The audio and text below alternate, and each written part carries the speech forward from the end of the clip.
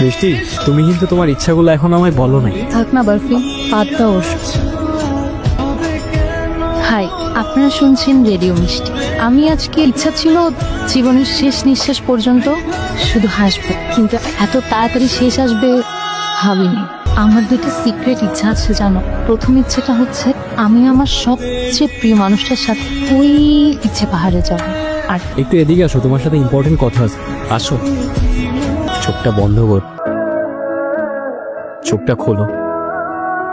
যাবে আমার সাথে ইচ্ছে পাহাড়ে? তোমার ইচ্ছাগুলা তুমি আমাকে পূরণ করতে বলছিলা। একটা চান্স দাও প্লিজ, প্লিজ। এই দিনটার জন্য আমি কতদিন ধরে অপেক্ষা করে আছি তোমার কোনো আইডিয়া নেই। এখানে শেষবার যখন এসেছিলাম তখন আমার বয়স 6 বছর।